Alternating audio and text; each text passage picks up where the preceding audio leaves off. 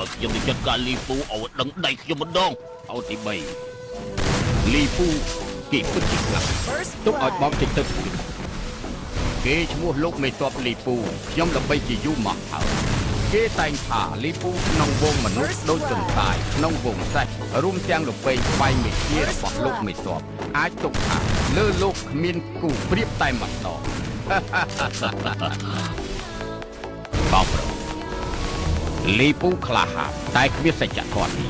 បើទុកគេនៅក្បែរខ្លួនដូចជាចិញ្ចឹមខ្លាបកកគ្រូ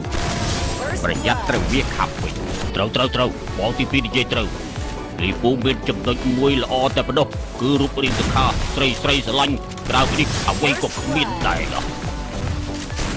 កំពូលមនុស្សលីពូ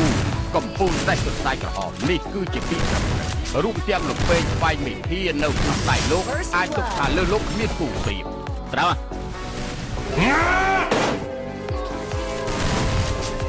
ចូលមកទៀតលីពូ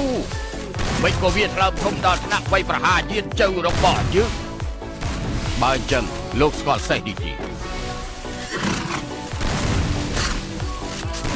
សេះទុនសាយក្រហមជាសេះរបស់លីពូត្រូវហើយកំពូលមនុស្សលីពូកំពូលសេះទុនសាយក្រហមគាត់អ៊ីចាំងហ្វីនិងចាំងពីសេចក្តីក្លាហានពួកគេមិនចាញ់លោកមេតបទេខ្លាចស្អីទៅខ្ញុំមានសេះទន្សាយក្រហមលំពេងមេធាខ្ញុំមិនខ្លាចទេ